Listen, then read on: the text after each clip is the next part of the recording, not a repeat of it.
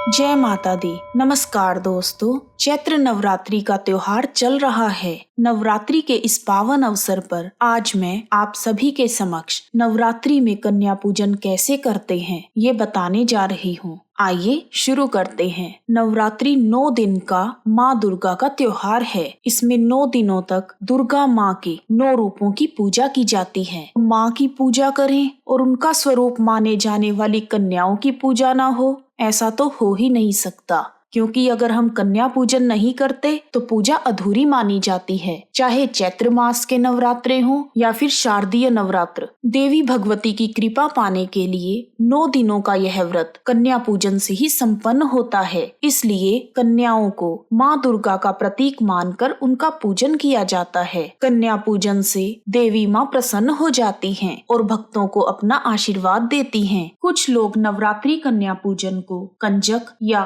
देवी की कड़ाही करना भी कहते हैं। जगह के हिसाब से कन्या पूजन का नाम अलग अलग है, परंतु कन्या पूजन की विधि तो एक जैसी ही है, चाहे वह पूजा अष्टमी के दिन की जा रही है या फिर दुर्गा नवमी के दिन। लेकिन कन्या पूजन करने के कुछ नियम हैं जिनका पालन करना बहुत ही जरूरी होता है। आइए जानते हैं कि कैसे करें कन्या पूजन। कौन सी ऐसी बातें हैं जिनका ध्यान रखने से देवी माँ प्रसन्न हो जाती हैं। सबसे पहले तो कन्या पूजन अपने परिवार की रीत के अनुसार अष्टमी या नवमी के दिन किया जाता है। और जिन कन्याओं को आप कन्या पूजन के लिए आमंत्रित कर रहे हैं, उनकी उम्र 2 साल से लेकर 10 साल के बीच में होनी चाहिए। हर उम्र की कन्या का रूप अलग अलग है। 2 साल की कन्या को कन्या कुमारी का स्वरूप माना जाता है। 2 वर्ष की कन्या का पूजन करने से घर से दुख और दरिद्रता दूर हो जाती है। और 3 वर्ष की कन्या त्रिमूर्ति का रूप मानी गई है। त्रिमूर्ति के पूजन से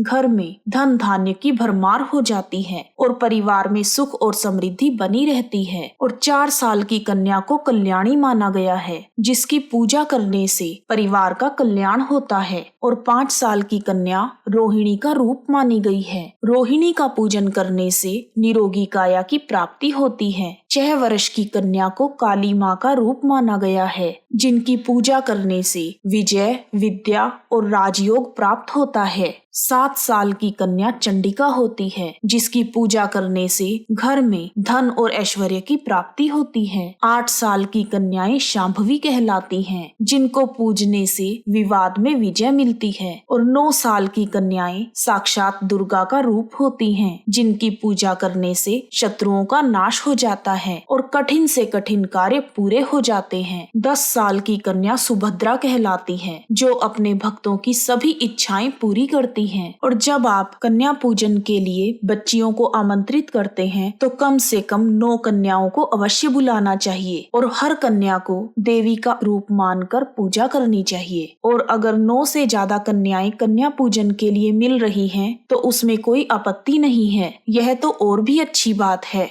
दोस्तों, कन्या पूजन में एक बालक को आमंत्रित करने का भी नियम है। मान्यता है कि अगर आपने एक बालक को आमंत्रित नहीं किया है तो कन्या पूजन पूर्ण नहीं होता। उस बालक को हनुमान जी का रूप मानते हैं। जिस प्रकार माँ की पूजा भैरवनाथ की पूजा के बिना पूर्ण नहीं होती, उसी प्रकार कन्या पूजन भी एक बालक के बगैर पूरा नहीं माना जाता। कुछ क्षेत्रों में 2 लड़कों को आमंत्रित करने की परंपरा है, एक को हनुमान जी के रूप में और दूसरे को भैरव के रूप में। अपने परिवार और कुल की रीति के अनुसार जिस भी दिन आप लोग कन्या पूजन करते हैं, उससे कम से कम 1 दिन पहले पूरे सम्मान के साथ कन्याओं को आमंत्रित करें। और कन्या पूजन के दिन सुबह सुबह जल्दी उठकर नहा लें। फिर घर की साफ सफाई करने के बाद हलवा, पूरी और चने का प्रसाद तैयार किया जाता है। कुछ घरों में खीर पूरी बनती है। उसके बाद परिवार के सभी सदस्य दुर्गा माँ की फोटो के आगे जोत जगाकर सारा प्रसाद वहाँ रख लेते हैं। फिर दुर्गा माँ की धूप, दीप और नैवेद्य से पूजा की जाती है और पूजन के बाद दुर्गा माँ की आरती गाई जाती है।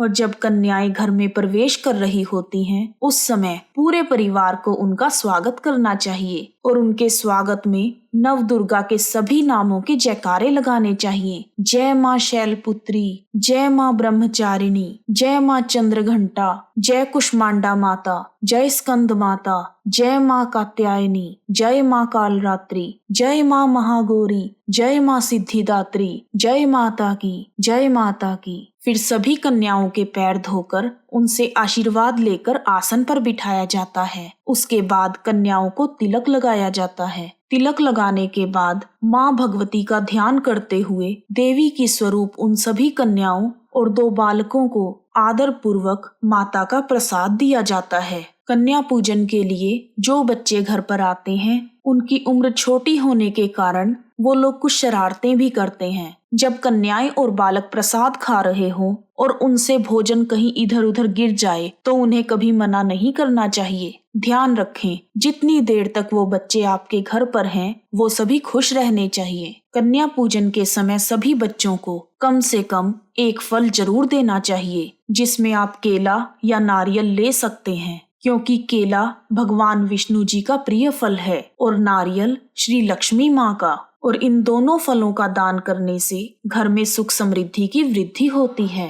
कन्याओं को भोजन करवाने के बाद उन्हें उपहार के रूप में खेल खिलौने या स्टेशनरी जैसे कलर पेंसिल्स या कुछ एक्सेसरीज जैसे चूड़ियां, हेयर बैंड, रबर बैंड्स आदि आप दे सकते हैं। कन्याओं को घर से विदा करते समय उन्हें कभी खाली हाथ नहीं भेजना चाहिए, इसलिए बेस्ट है कि कुछ ऐसा दें जिसे वह सभी बच्चे रोजाना इस्तेमाल कर सके और विदा होते समय उनके चेहरे पर एक स्माइल हो। और कन्या पूजन में जब कन्याएं विदा हो रही होती हैं तो उन्हें दक्षिणा के रूप में कुछ रुपए पैसे भी जरूर देने चाहिए। ऐसा करने से माँ लक्ष्मी आप पर प्रसन्न हो जाती हैं और अन्न धन के भंडारे भर देती हैं। उसके बाद सभी कन्याओं के पैर छूकर उनसे आशीर्वाद लेकर उन्हें खुशी खुशी विदा करें। ऐसा करने से माँ भगवती की कृपा और उनका आशीर्वाद हमेशा हमारे ऊपर बना रहेगा। और कन्या पूजन के बाद घर की साफ सफाई बिल्कुल ना करें। अगर बच्चों से खाते हुए कुछ गिर गया है तो आप एक कपड़े के साथ या टिश्यू पेपर से सिर्फ उस जगह को साफ कर दें। झाड़ू का इस्तेमाल तो बिल्कुल नहीं करना चाहिए। और आजकल कोरोना के चलते हुए अगर आपको कन्या पूजन के लिए कन्याएं ना मिले तो आप परेशान बिल्कुल ना हो। आप माता का प्रसाद पूरी श्रद्धा भाव से तैयार करके